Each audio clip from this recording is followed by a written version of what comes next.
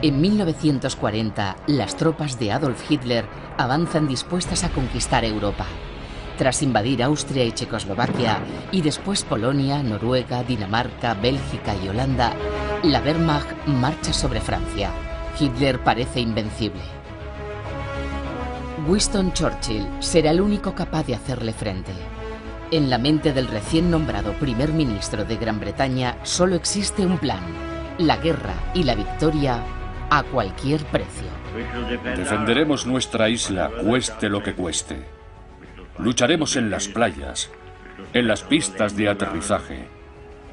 Nunca nos rendiremos. Durante toda la contienda luchará en primera línea apoyando a su pueblo con todas sus fuerzas. Su feroz resistencia cambiará el curso de la historia. Será el último bastión.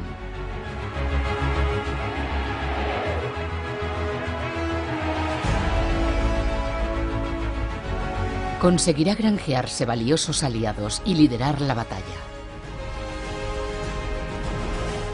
Pero ¿a qué debe sus portentosas dotes de persuasión y su determinación de ganar a cualquier precio?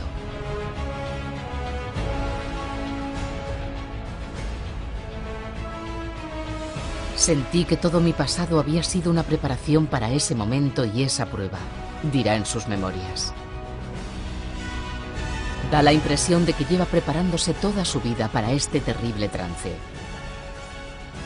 En 1940 tiene 65 años, es primer ministro y su leyenda ya le precede. Pero ¿quién es este ser humano grandioso y complejo? El único hombre capaz en aquellos fatídicos momentos de salvar al mundo libre. Winston Churchill, un gigante del siglo.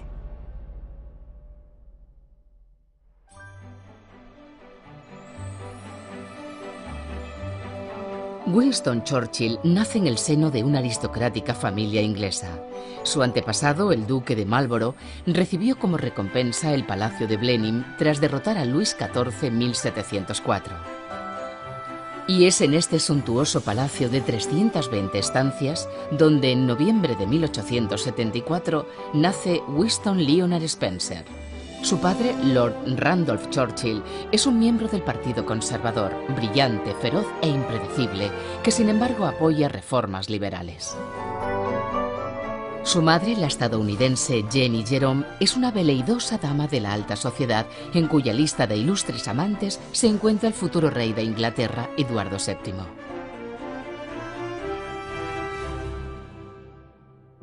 Este futuro arquitecto del siglo XX es apodado el pequeño bulldog. En la escuela es revoltoso e indisciplinado. Sus informes escolares hablan por sí solos. Ha llegado tarde a clase 20 veces. Vergonzoso. Muy mal. Conducta general pésima. Molesta continuamente a todo el mundo y siempre anda metido en líos de una u otra clase. No tiene ambición. Como todos los niños bien de la aristocracia británica, Winston es enviado a un internado. Un lugar donde este conflictivo joven se sentirá triste y solo. Mi querida mamá, escribe, por favor atiende a mi carta. Soy muy desgraciado. Incluso ahora estoy llorando. Mi querida madre, contéstame. Soy tan infeliz. Por favor, ven a ver a tu hijo querido.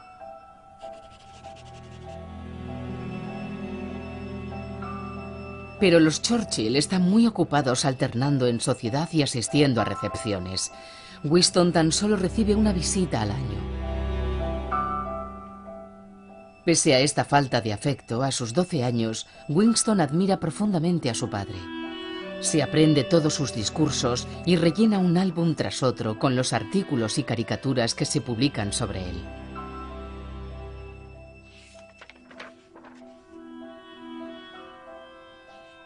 En diciembre de 1886, Lord Randolph, recién ascendido a ministro de Hacienda, dimite ante las críticas a su presupuesto, con la esperanza de ganarse el apoyo de la opinión pública y provocar la caída del gobierno.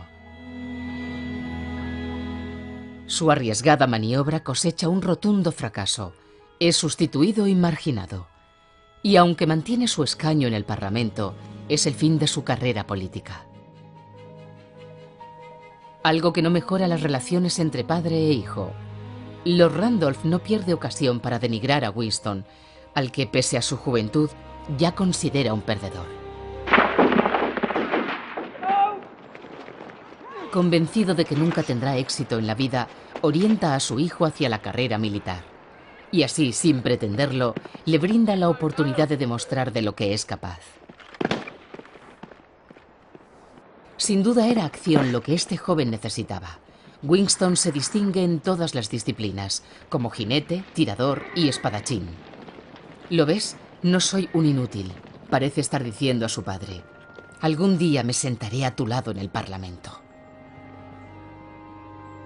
Un sueño que se desvanece cuando Lord Randolph muere consumido por la sífilis con tan solo 46 años, sin haber amado ni reconocido a su voluntarioso hijo. Desde ese día, Winston se transforma en un hombre con una misión. Tiene prisa por alcanzar la gloria antes de que se lo lleve la muerte, quizá también a él de forma tan prematura. Tal vez haya sido un hijo indigno, pero a partir de entonces luchará por honrar el nombre de los Marlborough, que en su día salvaron Inglaterra. Y así, mientras sus lágrimas se secan, busca su bautismo de fuego. Recorre todo el imperio en busca de conflictos y rebeliones, y combate en Cuba, la India y Sudán, donde participa en la última carga de la caballería británica. Prefiere una muerte heroica a vivir siendo un don nadie, pero si triunfa, podrá alcanzar e incluso superar los logros de su padre. Es entonces cuando se convierte en el auténtico Churchill, y cuando se engancha de por vida a 4 drogas: el peligro, el alcohol, los cigarros y la escritura. En cada batalla, el soldado se desdobla en corresponsal de guerra. Sus artículos, desde todos los frentes, le permiten labrarse un nombre y una reputación.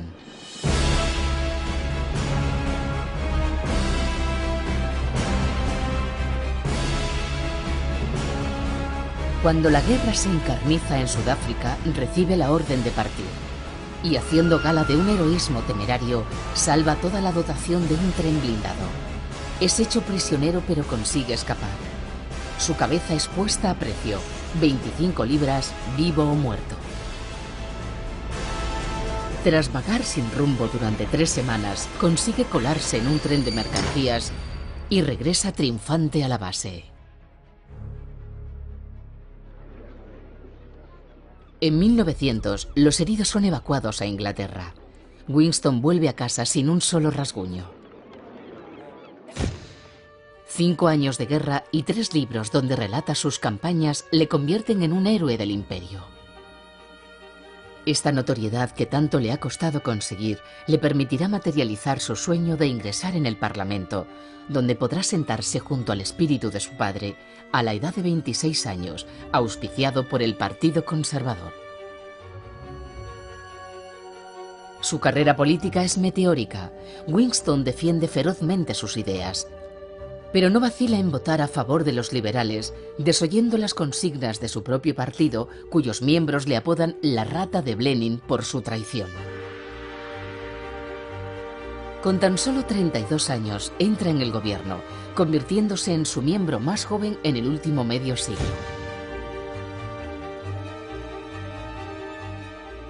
Con tanto éxito político, Winston se olvida por completo de su vida personal. Pero su madre no piensa dejar las cosas como están. Churchill se compromete con Clementine Hotsir, una aristócrata escocesa 10 años más joven que él.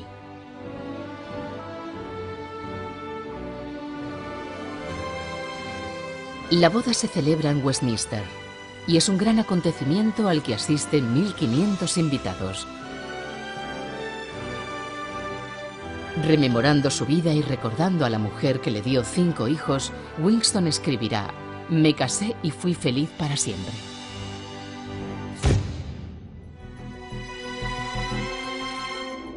Su actividad política también marcha sobre ruedas. Tras ocupar numerosos cargos, es nombrado ministro del Interior con tan solo 36 años. A veces liberal y a ratos conservador, es un personaje difícil de encasillar que no duda en enfrentarse a los huelguistas o en detener a sufragistas. Pero es en 1911 cuando los ingleses comprueban su grado de intransigencia y determinación. En Londres, 3 policías han sido asesinados en una emboscada. Los asesinos, unos anarquistas, son arrinconados en un edificio de la calle Sydney. Cualquier otro alto cargo habría intentado resolverlo desde su despacho, pero Winston, informado mientras se daba un baño, corre al lugar de los hechos. El riesgo y el olor a pólvora ejercen en él una enorme fascinación. Los periodistas elogian el celo del joven ministro, que avanza sin vacilar poniendo en peligro su vida.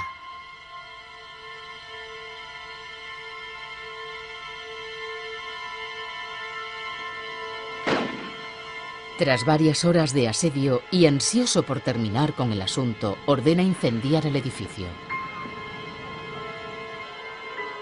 Viendo que los anarquistas siguen sin rendirse, Winston impide actuar a los bomberos, permitiendo que mueran achicharrados. Las fotografías del ministro ocupan todas las portadas. Sus adversarios le presentan como un irresponsable aventurero, una reputación que le acompañará siempre.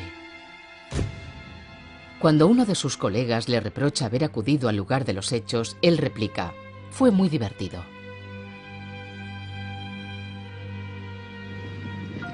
El jefe de la policía británica es un soldado y seguirá siéndolo toda su vida.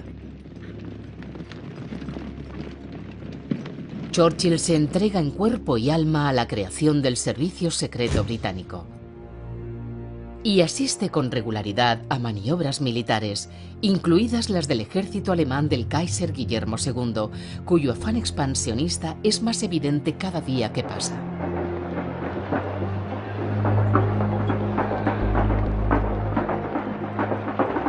Churchill está convencido de que el imperio alemán se prepara para la guerra.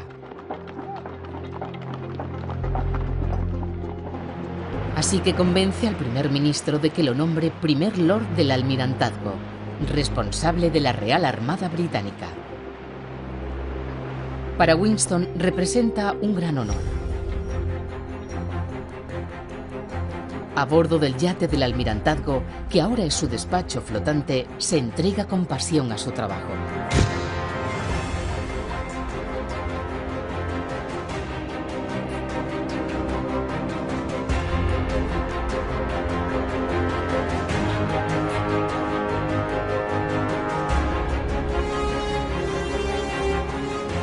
Moderniza la flota para responder a un posible ataque, botando nuevos buques de guerra.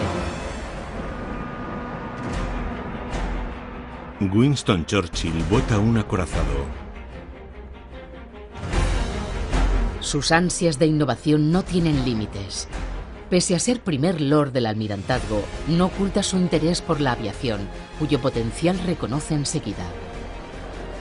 Sus reformas permitirán crear el Real Servicio Aéreo Naval. Todas estas innovaciones son caras, pero él defiende la causa con tanta elocuencia que en marzo de 1914 el Parlamento aprueba el mayor presupuesto naval de la historia británica. No lo lamentarán. Cuando estalle la guerra 5 meses después, la flota británica estará preparada. La Primera Guerra Mundial es una guerra de posiciones.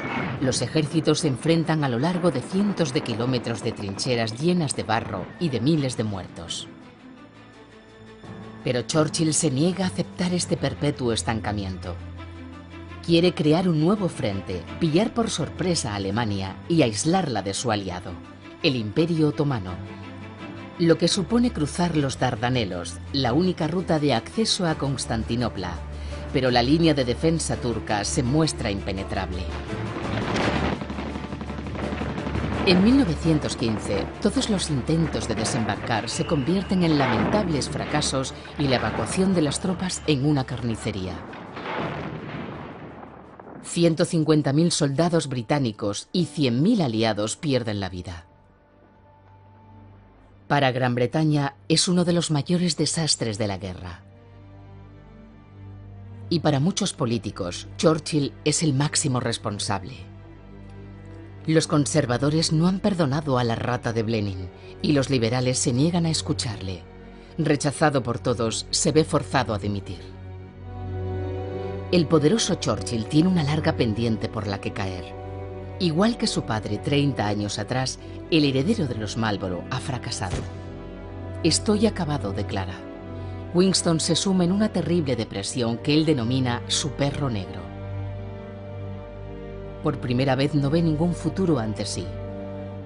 Después de 15 años de imparable ascenso político, su vida entera se desmorona. El exministro, soldado, escritor y parlamentario ahoga sus penas en la bebida, el tabaco y en un pasatiempo recién adquirido, la pintura.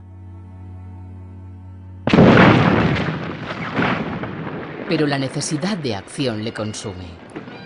Y con 40 años consigue que le asignen el mando de un batallón escocés que combate en Flandes. 6 meses después, ha recuperado su energía de antaño. Regresa a Londres, donde la publicación del informe Dardanelos restaura su ánimo. Finalmente es nombrado ministro de Armamento. En 1917 pertrecha a los 500.000 soldados estadounidenses que desembarcan en Europa y ordena fabricar miles de tanques basándose en los prototipos que mandó construir en los astilleros navales, siendo primer lord del almirantazgo. En agosto de 1918, los aliados rompen el frente alemán y penetran 400 kilómetros en territorio enemigo. Una acción que marcará el comienzo del fin. También supone un triunfo para Winston que le permitirá, al menos temporalmente, olvidar la vergüenza de los Dardanelos. 3 meses después, en noviembre de 1918, se firma el armisticio. Churchill será nombrado ministro de Guerra, del Aire y de las Colonias, hasta que el destino y los caprichos de la política le cortan las alas. Winston se ve sobrepasado por los acontecimientos. Su hija pequeña, Marigold, muere tras un proceso repentino de meningitis. Aún de luto e inundado por la pena, deberá enfrentarse a una nueva campaña electoral, pero un ataque de apendicitis le impide participar. Ya solo le queda una baza, su prestigiosa imagen pública. Haciendo un gran esfuerzo, acude a votar en silla de ruedas, pero aún así termina perdiendo las elecciones. Mucho después escribirá: de la noche a la mañana me vi sin despacho, sin escaño, sin partido y sin apéndice. La vida le golpea con fuerza, pero él se crece ante la adversidad. A los 2 años de dejar el gobierno y a pesar de su antigua traición, el Partido Conservador le ofrece una circunscripción y una cartera, la de ministro de Hacienda, como a su padre 30 años antes. Winston comenta: cualquiera puede cambiar de partido, pero hace falta cierta dosis de ingenio para cambiar 2 veces. Para los conservadores es la mejor manera de neutralizar a alguien tan brillante y el mejor modo de evitar su oposición a las iniciativas gubernamentales. Corre el año 1925 y este torbellino humano lleva ya un cuarto de siglo en política. Es un orador consagrado que se expresa en unos términos directos e intimidatorios.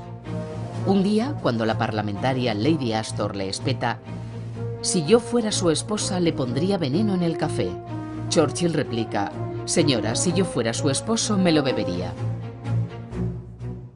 Pero este mago de las palabras es un pésimo ministro, y cuando la crisis del 29 derriba al gobierno, pierde su ministerio. Muchos le consideran responsable de la derrota y una vez más es tratado como un leproso dentro de su propio partido.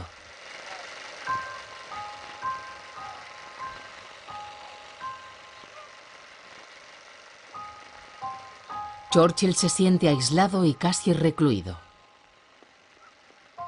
Nadie ha olvidado su intransigencia en la calle Sidney, ni su falta de coherencia en los Dardanelos, ni sus cambios de chaqueta, ni su apoyo al rey Eduardo VIII, que pretende casarse con Wallis Simpson, una plebeya estadounidense. Es el parlamentario más impopular del país. Incluso su propia familia coincide en pensar que su carrera política ha terminado. Sin embargo, como el nadador desfallecido que necesita tocar fondo para volver a la superficie, Winston dedica sus últimas fuerzas a hacerse oír de nuevo.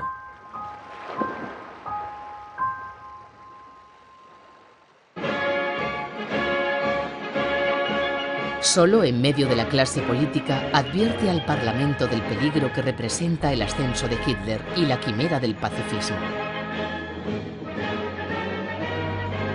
Es uno de los pocos parlamentarios que critican el Pacto de Múnich, firmado por los gobiernos de París y Londres, por el que se entrega una parte de Checoslovaquia a cambio de un simple trozo de papel. Pero sus advertencias no son escuchadas, y el primer ministro, Neville Chamberlain, vuelve triunfante a Londres.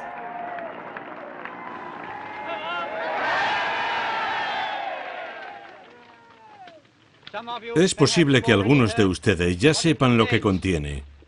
Consideramos el acuerdo firmado anoche y el acuerdo naval anglo-germánico como un símbolo del deseo de nuestros pueblos de no volver a enfrentarse en una guerra.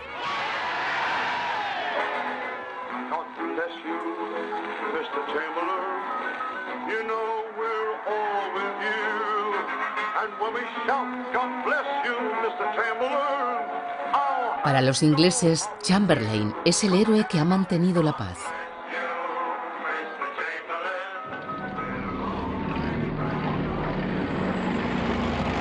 En marzo de 1939, los alemanes marchan sobre Praga, acabando con cualquier resto de espejismo pacifista. El Pacto de Múnich se ha roto en 1000 pedazos, demostrando que Churchill tenía razón. La opinión pública comprende su error y los periódicos anuncian «Necesitamos a Churchill». Cuando 6 meses después, en septiembre de 1939, Hitler invade Polonia, Francia y Gran Bretaña le declaran la guerra. Chamberlain nombra a Winston primer Lord del Almirantazgo. La guerra siempre es una catástrofe, pero en Churchill despierta una pasión. Y el viejo bulldog de 65 años, pletórico de energía, se transforma en un león. Algunos ministros maldicen a su impulsivo colega, pero no tienen más remedio que ocultar su resentimiento. Winston es intocable, el único soldado de verdad entre todos ellos. Chamberlain, un gestor desastroso en tiempos de guerra, se ve forzado a pagar el precio. Adiós, señor Chamberlain, y gracias por todo lo que intentó hacer. Y ahora demos la bienvenida al señor Churchill.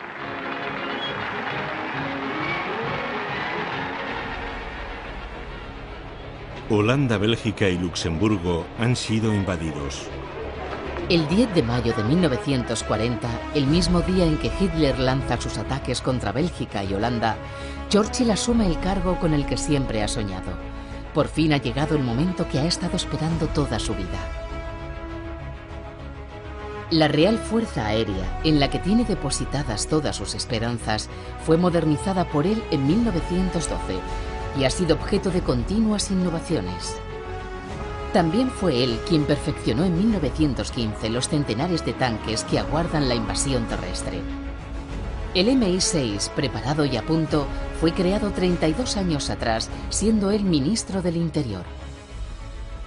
Sin olvidar la Armada de Su Majestad, reforzada por él siendo primer Lord del Almirantazgo entre 1911 y 1915.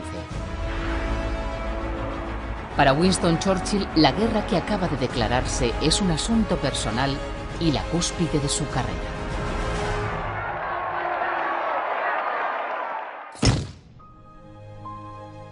Pero la principal arma del nuevo primer ministro no está hecha de hierro o acero, sino de espíritu inquebrantable. Es su extraordinaria elocuencia que lleva perfeccionando 40 años. Winston encontrará las palabras justas para despertar al pueblo británico e insuflarle valor ante la adversidad. Diré a esta Cámara lo mismo que he dicho a quienes se han unido a este gobierno.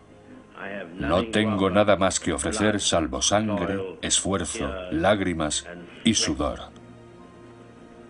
Tenemos ante nosotros una prueba de la más penosa naturaleza. Tenemos ante nosotros muchos y largos meses de lucha y sufrimiento. Preguntáis cuál es nuestra política. Yo os lo diré. Hacer la guerra por mar, tierra y aire con toda nuestra potencia y toda la fuerza que Dios nos pueda dar. Hacer la guerra contra una tiranía monstruosa, nunca superada en el lamentable y sombrío catálogo de crímenes contra la humanidad. Esa es nuestra política. Me preguntáis cuál es nuestro objetivo, y yo os respondo con una palabra: la victoria. La victoria a cualquier precio. La victoria a pesar del terror. La victoria por largo y duro que sea el camino. Hasta a los miembros de la oposición se le llenan los ojos de lágrimas. El pueblo británico luchaba contra el miedo, el derrotismo y el afán por sobrevivir. El valor estaba ahí, pero había que hacerlo salir a la superficie, y eso es lo que hace Churchill. Pero el recién nombrado primer ministro alberga sus dudas. Tras ser aclamado por una multitud que corea «Buena suerte, Winnie, que Dios te bendiga», esa primera noche rompe a llorar y confiesa a uno de sus generales: «Esa pobre gente confía en mí, y yo tan solo podré ofrecerles un desastre durante mucho tiempo». El desastre llega mucho más deprisa de lo esperado. Churchill cuenta con Francia y su formidable ejército, pero tras 6 semanas de combates, esta sucumbe. Inglaterra se queda sola frente a la mayor maquinaria de guerra que Europa ha conocido nunca. La situación es tan desesperada que algunos ministros llegan a considerar una posible negociación con Hitler, pero Churchill se niega con rotundidad. Prefiere morir espada en mano. En julio de 1940 comienza la batalla de Gran Bretaña. Hitler desea invadir las islas, pero antes debe dominar el espacio aéreo. Cientos de bombarderos escoltados por cazas de la Luftwaffe atacan sin piedad los objetivos militares del sur de Inglaterra.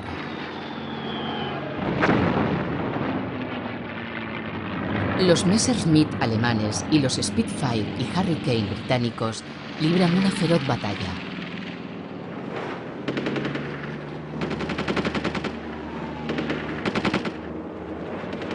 El cielo resplandece durante 2 semanas.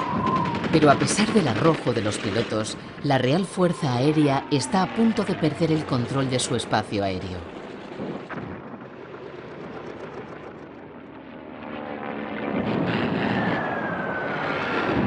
Un hecho fortuito cambiará el curso del destino.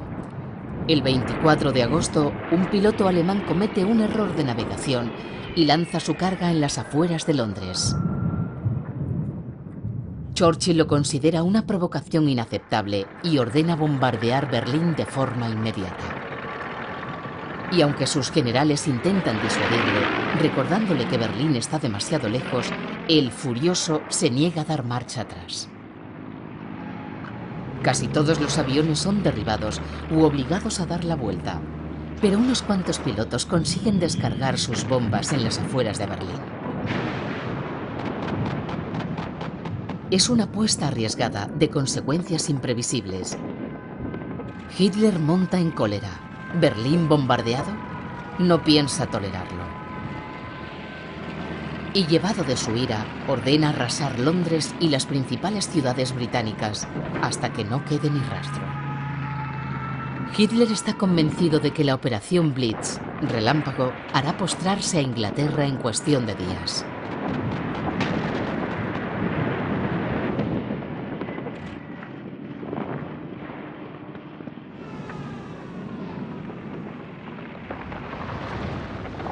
Pero a pesar de la lluvia de fuego que golpea la ciudad, las escenas apocalípticas que contemplan sus habitantes y las decenas de miles de muertos, Londres sobrevive.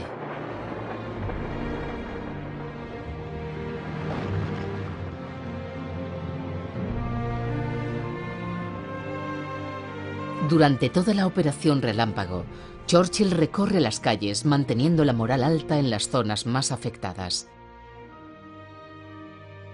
Todos los ingleses permanecen a su lado.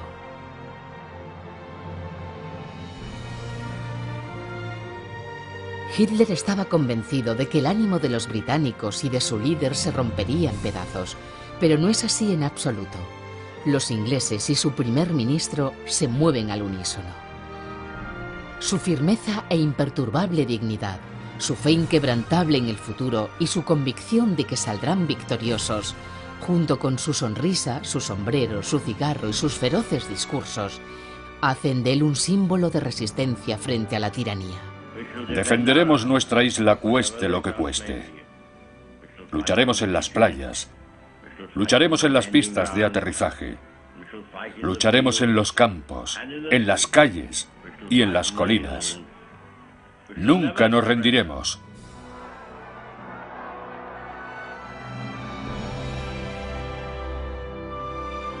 Inglaterra es Churchill y Churchill es Inglaterra.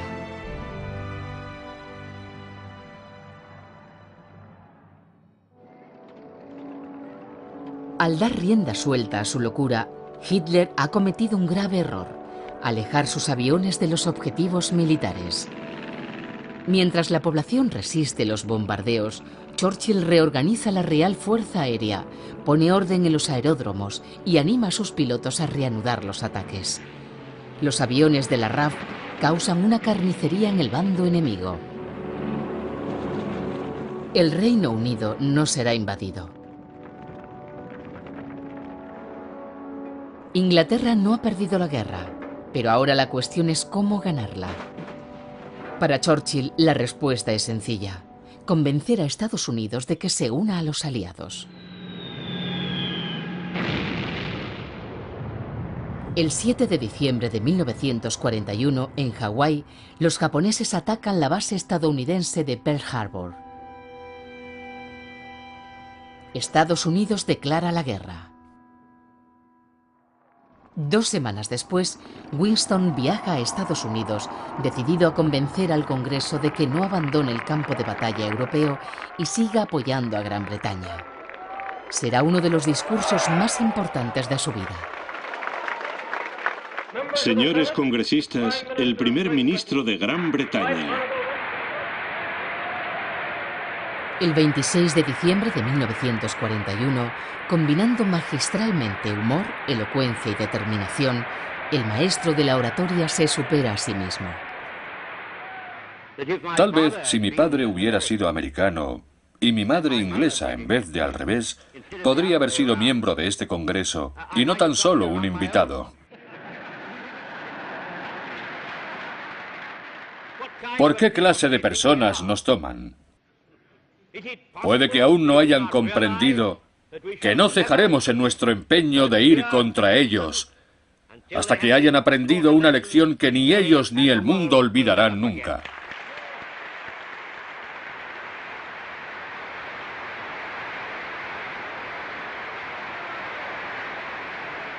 El discurso es un éxito, pero la presión es demasiado intensa para un hombre de la edad de Winston y tras una larga reunión con Roosevelt, siente un dolor agudo en el brazo izquierdo.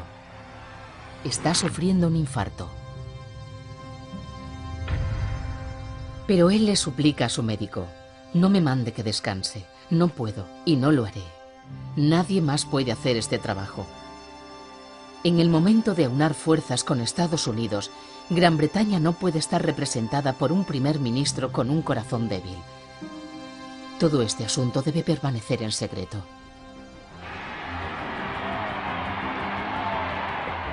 Tras varios días de descanso obligado, el viejo león recupera su buena forma.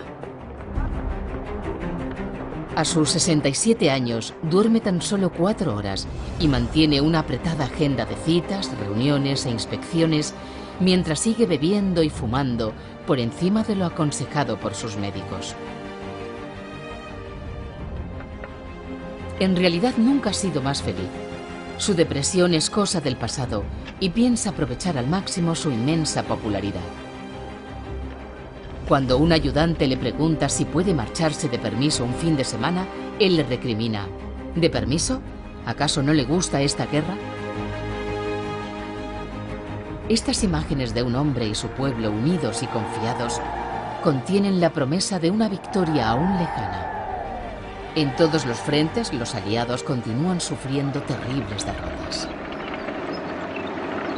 En Singapur, en febrero de 1942, los japoneses hacen prisioneros a 100.000 combatientes ingleses, la mayor rendición de la historia militar británica.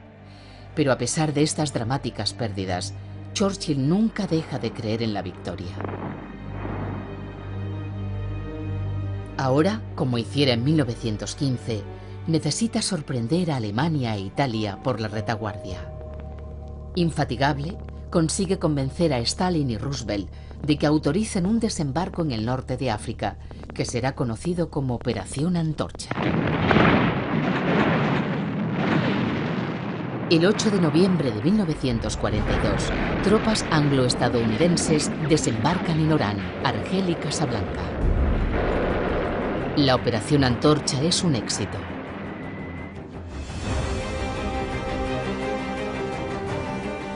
El ánimo de Churchill vuelve a estar tranquilo. El aroma de la victoria se respira en el aire.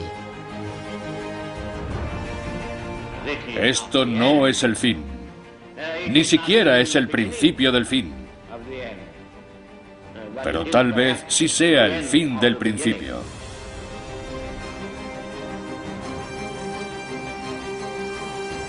Pero aquel fin del principio que anuncia Winston es el principio de su decadencia.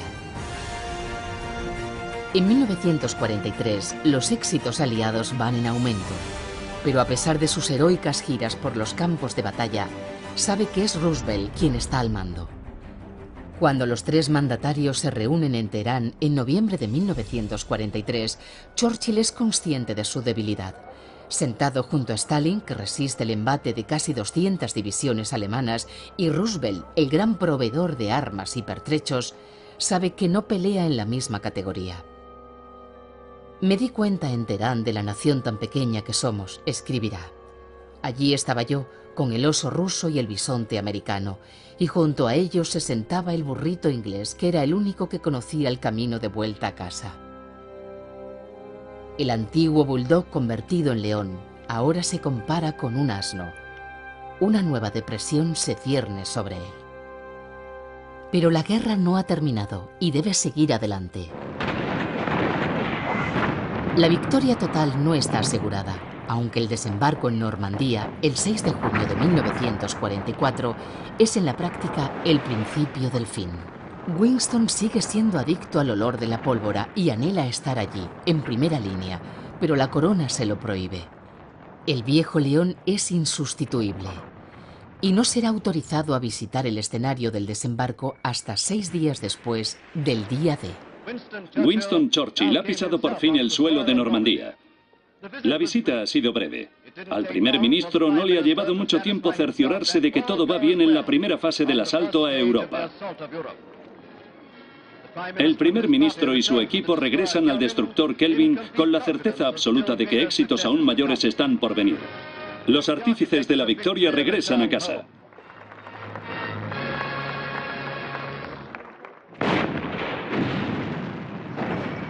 A finales de 1944, los nazis se baten en retirada. El fin se aproxima y Churchill ya se prepara para el periodo de posguerra, consciente de que para frenar la expansión comunista tendrá que negociar con Stalin. He descubierto, declara, que puedo hablar con él de hombre a hombre y estoy seguro de que será razonable. En octubre de ese mismo año le entrega un papel con unos porcentajes garabateados que hacen dudar de la seriedad de la propuesta. Representa el futuro reparto del poder en Europa y es totalmente disparatada. Propone un 10% de influencia británica en Rumanía y un 25% en Bulgaria, donde los soviéticos campan a sus anchas y los británicos ni siquiera tienen vía de acceso, y el 90% en Grecia. Stalin da el visto bueno al documento y se lo devuelve. Churchill regresa de Moscú con el papel en el bolsillo, tan satisfecho como Chamberlain tras el pacto de Múnich. Está claro que le han tomado por tonto.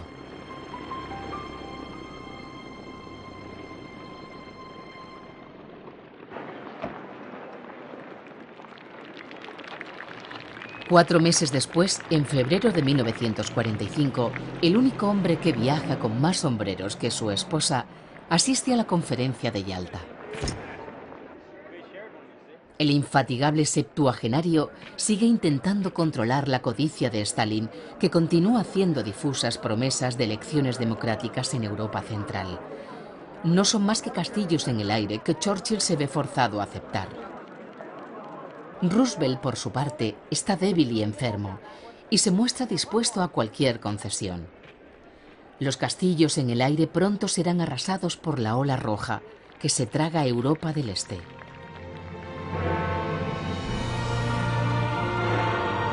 El 8 de mayo de 1945, la Alemania nazi se rinde. Al comienzo de la guerra, a pesar de su avanzada edad y su salud delicada, Churchill se mantuvo firme como una roca y convenció a su pueblo de que la victoria sería suya. Ahora recibe el aplauso de toda Gran Bretaña. Esta es vuestra victoria. La victoria de la causa por la libertad en todas partes.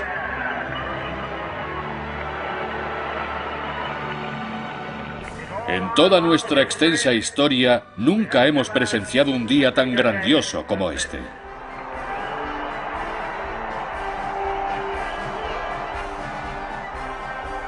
Durante 5 años, Churchill no ha dejado de hacer historia.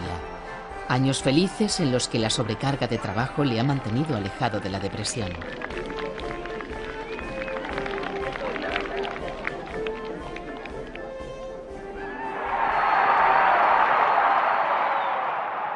Pero el retorno a la normalidad es duro y cruel.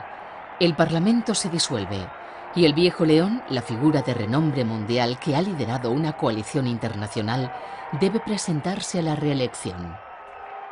Vamos a ganar. Lo presiento, me lo dice mi corazón. Vamos a ganar. Os pido una oportunidad para concluir mi trabajo.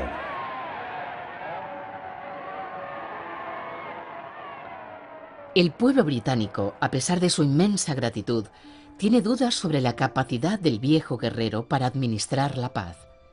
Y el hombre que ganó la guerra pierde las elecciones.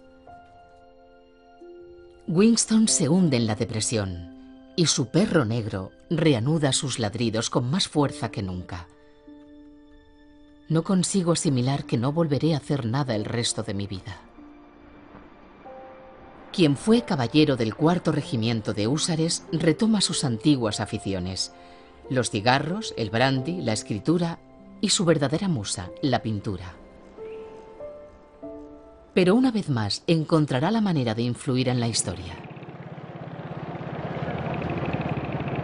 Invitado por el presidente Truman a pronunciar un discurso en la Universidad de Fulton, Missouri, en marzo de 1946, Winston proclama en voz alta lo que muchos murmuran en los pasillos del poder: que el expansionismo soviético representa una amenaza mortal para la democracia.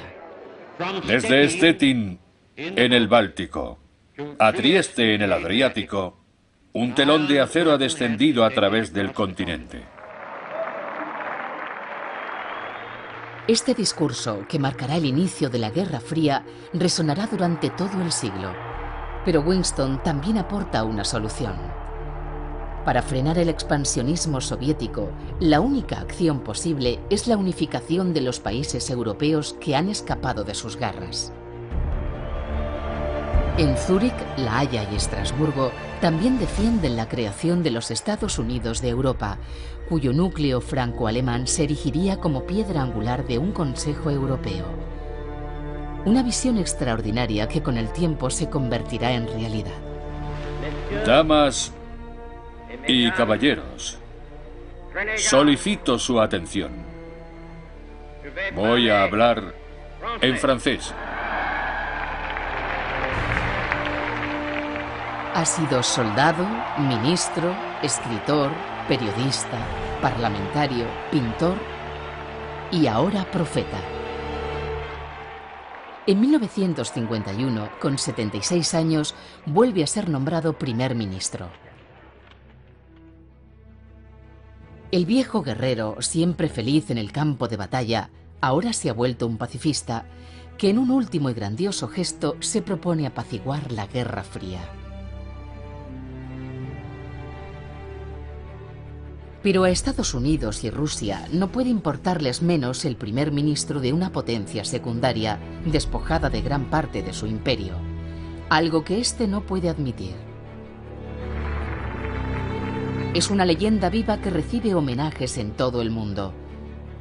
Nombrado caballero por la reina de Inglaterra y galardonado con el Nobel de Literatura en 1953, Winston deslumbra allá donde va. Su dimisión llegará en abril de 1955. Sir Winston dimite. El 4 de abril termina una etapa de la historia de Gran Bretaña con la dimisión de Sir Winston Churchill del cargo de primer ministro. El hombre que manifestó que no podía ofrecer otra cosa que sangre, esfuerzo, lágrimas y sudor, ha cumplido a la perfección su parte del trato.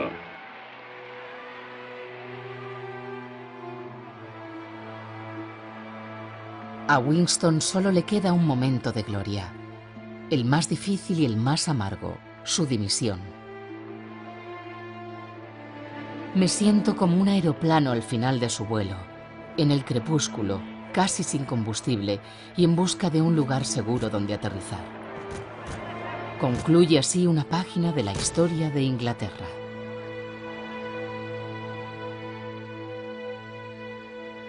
Los últimos 10 años de su vida reparte su tiempo entre su casa de campo, la Riviera, el yate de Onassis e incluso la mansión del mariscal Tito. Winston escribe, pinta, fuma y bebe. Son años difíciles y dolorosos. Sufre varias fracturas de cadera, una neumonía y algunos derrames cerebrales.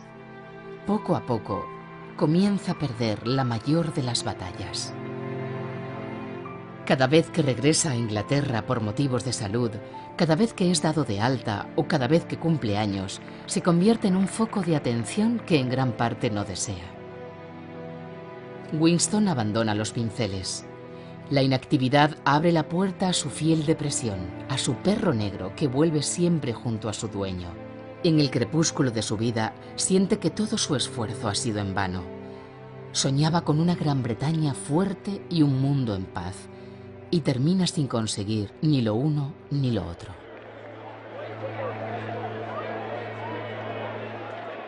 El 10 de enero de 1965 sufre un derrame cerebral masivo, pierde el conocimiento y cae en coma. Cuando preguntan a su secretario, John Colville, si le ha llegado la hora, él responde: no va a morir todavía, no hasta el 24 de enero. Siempre ha dicho que moriría el mismo día que su padre, y estoy convencido de que así será.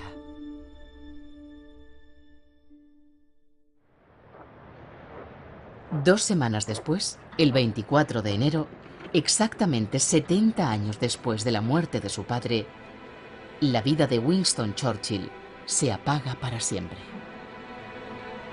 Con su muerte pareció emitir un grito final dirigido hacia quien tanto le había despreciado y cuyo amor tanto había anhelado. ¿Acaso fue esa la clave de su enigmático carácter?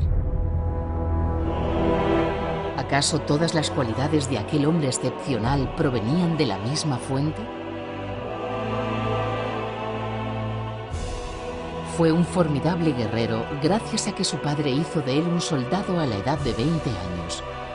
Y se convirtió en un prodigioso orador que amaba la política, escuchando sus discursos y devorando los artículos que se publicaban sobre él. Y en un hombre de ambición inquebrantable, resuelto a triunfar donde su padre había fracasado y a restituir el brillo del emblema familiar. Churchill no llegó a sentarse junto a su padre en el Parlamento. pero su espíritu estuvo presente a lo largo de toda su vida, clavando en él su severa mirada.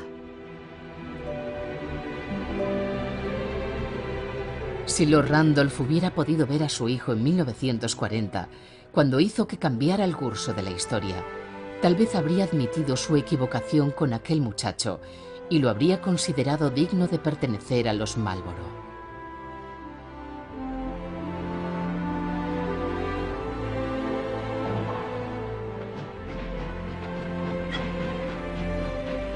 Una antigua locomotora de la clase Battle of Britain, Batalla de Gran Bretaña, trasladó los restos del viejo león hasta su lugar de descanso eterno,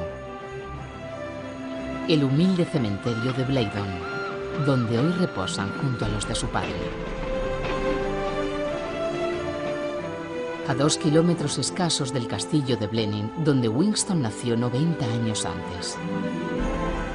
Tardó casi un siglo en recorrer una milla, pero en el camino cambió el destino de Inglaterra y del mundo entero.